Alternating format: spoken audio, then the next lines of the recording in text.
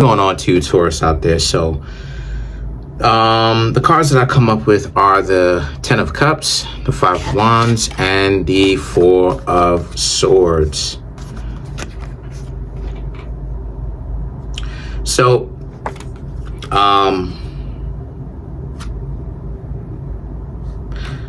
that's interesting. So before we begin this crazy reading, right, please make sure to go ahead, click the link in the comment section below.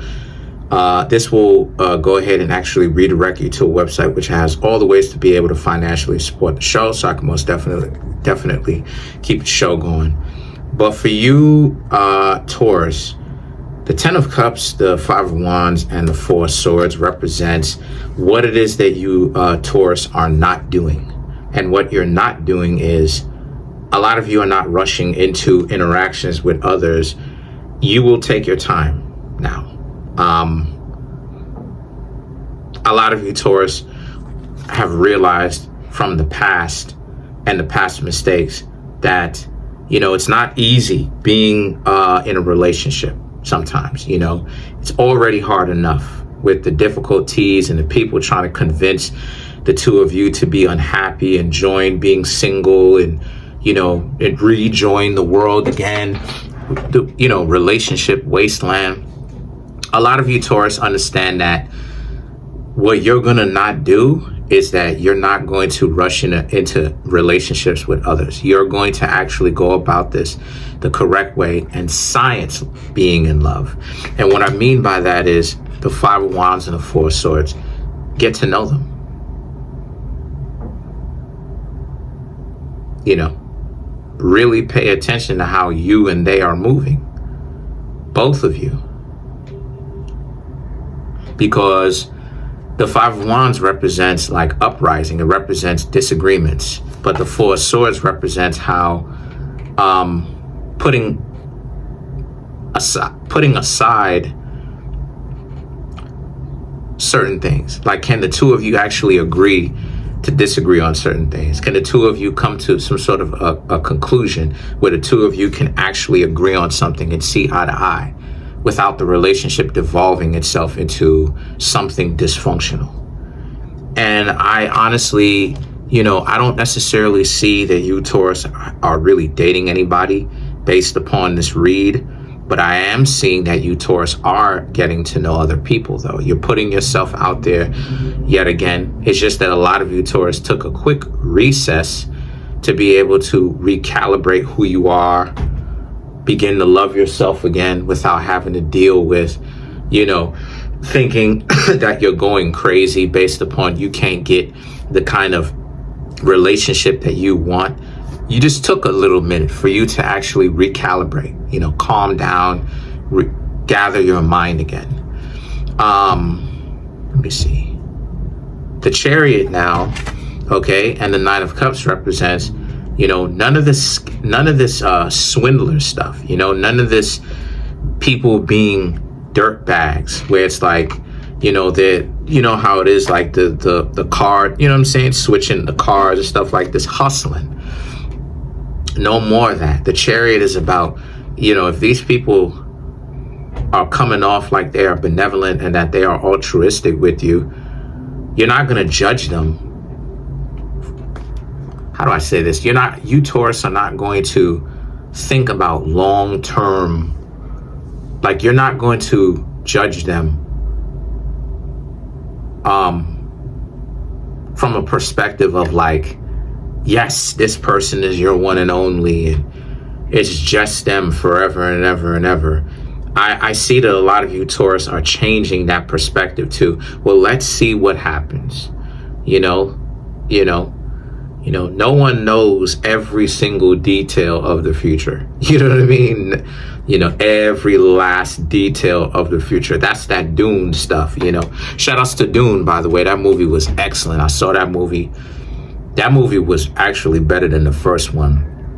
And it's funny, I don't like Star Wars, but I like Dune. And Star Wars was inspired from Dune. Dune being the original or the originator of Star Wars, but whatever. The point is that a lot of you, Taurus, are very much so aware of where you are, and you realize you can't just be in love. You got to actually get to know somebody, right? you got to really start valuing your time way more than you were and are accustomed to in the past. The Three of Swords and the Empress, it's time for you, Taurus, to actually start being royalty, you know? And what I mean by that is, if you have to do things like explain to people how they need to treat you well, they don't have at least some sort of basic level of common sense. It's like pulling teeth every time you have to, like, I don't know, like you have to constantly have to explain to a bonehead, to an idiot, why it's important that taking you seriously and being in a relationship with you is a good thing. Then that's something that you, Taurus, are gonna have to essentially dub. They're showing you right off the rip that they're not really good for you. They're not a good mix. The High Priestess, so that's something that you, Taurus, need to be alarmed about. If it seems like this person is I'm gonna go ahead and say what it is. If the person is coming from a place of lack, you know what I mean? Like you're talking to them, but you still feel like you're in a relationship by yourself, you gotta dub them. The High Priestess, which is Taurus and Virgo, yeah, you gotta ghost them. The High Priestess also represents you need to be in tune with your darker self, because Taurus is a dark zodiac sign. I mean, you know, Taurus is exalted, right, in the moon sign. If you have a Taurus moon, that's an exaltation. Taurus is exalted in the moon sign, right? Where is the moon exalted? At night. It's the most prominent at night. You could see the moon best at night. You could still see the moon in the daytime because it orbits the earth. But, you know what I'm saying? But it's most prevalent. It's the easiest seen because it stands out the most. A bright moon against the backdrop of a dark sky, right? So it's contrast there, right? What happens? It's exalted in the nighttime. So not only do you have the ghost, but the High Priestess represents you are doing something that you should have done, which is you're getting in touch with your darker nature. That's something that you have to do because it's your darker nature that's not only protecting you, but it's also helping you get in touch with it's also helping you make better decisions. You have to be able to get better in touch with your light side and your dark side. You have to know, you have to know what are your lighter traits. And you also have to know what are the things that you want, that you won't compromise on, the things that you want deep down inside. I want somebody to actually care about me and my well-being. And if they don't care about me and my well-being, then I'm not going to hang around them. You know, I'm not going to go into too much detail with every single thing. That's really a private matter, but that's just common sense. So me personally, as an example, right, of what I'm talking about, if for me, like it is I was just talking about, if I gotta like metaphorically pull teeth with you, where it's like you are adult, you're acting doltish, you just have no idea what's going on, I'm gonna just go talk to somebody else. I'm gonna just go rock with somebody else, because I'm not going to, like, I shouldn't have to tell you, like, you know what I'm saying? Like, you should already, because spiritually it says that you don't want to. You know what I mean? So now the sun now and the Two of Wands now here for you, Taurus, represents how, you know, go after people, right, that know, that understand, that has enough common sense to understand consideration. And it's quite ironic because the High Priestess is darkness and the sun is light. So this just goes even further into what it is I was talking about understanding yourself. And the Two of Wands, make sure that these people that you interact with, that you are starting to interact with right now, are not just attracted to you for your looks or your money or one element about you. That's also a part of what makes the relationship in a transaction. So let's clarify some of these cards. Let's clarify the High Priestess, which is Virgo and Taurus put together. Oh, yo, are you serious? Six of Wands, Two of Cups, the Hermit, oh, Tower, Ace of Cups.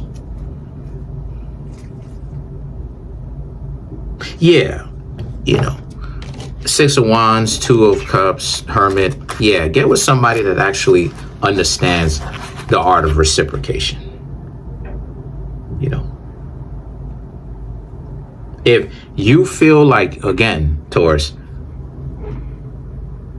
you just now talking to somebody and you calling them, let's just say a week goes by, you calling them, they don't put any kind of effort into actually trying to hang out with you, and you're showing them effort some sort of way, you got to leave that alone. You got to leave that alone immediately. The Tower and the Ace of Cups, because they're on a crash course towards ruining themselves, and they're going to learn in time the hard way. On to you, Taurus, out there. So this is the Why Does I Love Taurus video. Okay, so I love Taurus because Taurus people are some of the most caring individuals that I've ever known. When a Taurus's mind and heart is really in the correct place, a Taurus very much so is very considerate. You know, they give you a lot of love, and if a person isn't really ready, it can kind of scare them. You know, it can kind of freak them out a little bit. That's how much love a Taurus gives. Another reason why Taurus are very good with money. When it comes to shopping, a Taurus person can shop for a bargain. Y'all are some bargain finding mofos. I really mean, y'all are masters at couponing. You know, y'all will have the ability, or y'all have the talent to really save yourself and the people that y'all are romantically interested in, right? If y'all are in a relationship, a lot of money. Another reason why, a lot of y'all like peace. That's a very good thing, especially for relationships. Now, granted, y'all can get a little bit too caught up with stagnation or stagnating the relationship, or not really wanting to become active a little bit too much. You know, a lot of you Taurus need to be able to, yes, peace, but peace in the context of what, right? But let me explain this first. Peace in the sense of, y'all, a lot of you Taurus don't want to be in friction with your partner, which is a plus. That's a good thing, because that's some of the things that's one of the key things, especially missing in the world today, is the ability to actually be able to even get along with the person that you're supposed to be in a relationship with in the first place, right? Far too often, especially in today's world, so many people find it so, I don't know if they find it amusing, I don't know what it is, but they find it somewhat amusing or whatever it is, to just upend their partner. You know what I mean? Like, just cause disruption to their partner's peace. You know, get their partner frustrated and corralled and upset and disappointed and even angry. You know, driven to rage. You know what I mean? Just being weird or trolling or whatever it is. That the mere fact that you Taurus like to maintain that peace. Now, granted, right, there's a caveat with that. A lot of you Taurus have to understand that peace is a state of mind, and that's something that I'm learning myself as well, profoundly. Peace really is a state of mind. Peace is not a location. Peace is a state of mind. And what that means is that, you know, peace is not control. Peace in a relationship is not about you having control of where the relationship goes. Ultimately, peace is really about, can you and somebody actually make it work no matter where the two of you are?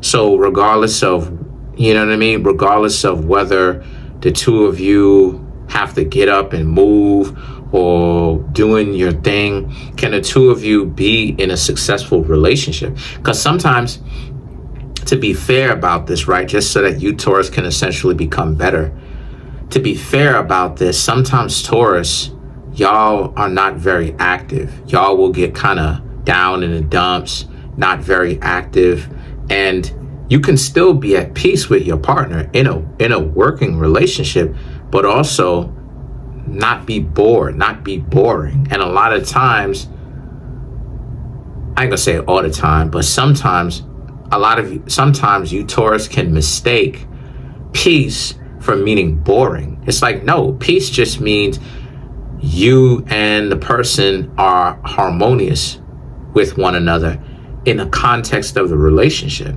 you know, and sometimes y'all can end up not wanting to take chances, not wanting to take risks. And it's like, that's something that can kind of hinder the relationship as well. But another reason too why it is I love Taurus is, once again, you know, the whole peace factor. Y'all are great company. You know, y'all are loyal to a fault. You know, I know plenty of Taurus who I have beef with, but low key, you know, still kind of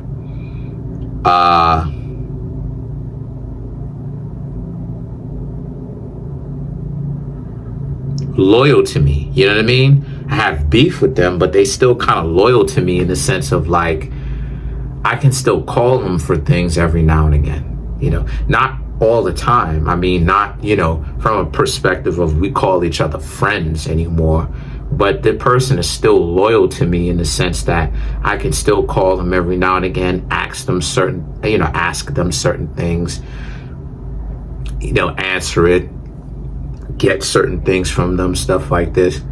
And, you know, stuff like that, you know what I mean? But it doesn't mean that we're the best of friends. So, I mean, at the end of the day, though, these are all the reasons among many why it is I love Taurus.